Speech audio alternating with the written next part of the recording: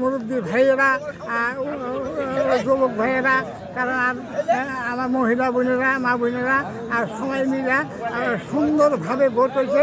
কোনো জ্ঞানদান হয় না, যেখানে ভালো ভোট হয়েছে। নির্বাচন কেমন হয়েছে, কেমন ভোট দিলেন? খুব সুন্দর, আলহামদুলিল্লাহ।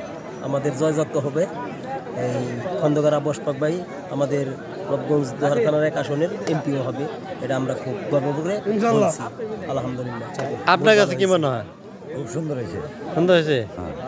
আপনার তরুণ প্রজন্মের প্রথম ভোট ধানের পক্ষ।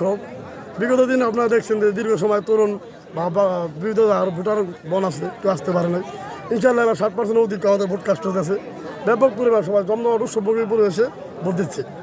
ইনশাআল্লাহ আশা করি তরুণ প্রজন্মের প্রথম ভোট ধানের পক্ষ হোক, গণতন্ত্রের পক্ষ, রাষ্ট্রবাহীর পক্ষ।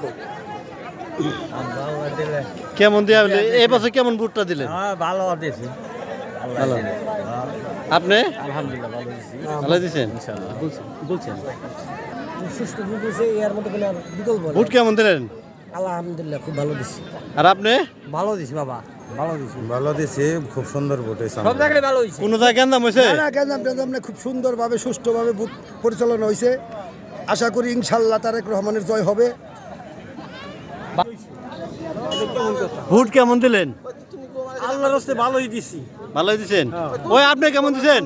ও মুরব্বি, আপনি কেমন দিছেন? আলহামদুলিল্লাহ, আলহামদুলিল্লাহ, আলহামদুলিল্লাহ। খুব সুন্দর ভোট হয়েছে। কোনো জ্ঞানদাম হয় নাই তো? সুন্দর ভোট হয়েছে, আলহামদুলিল্লাহ।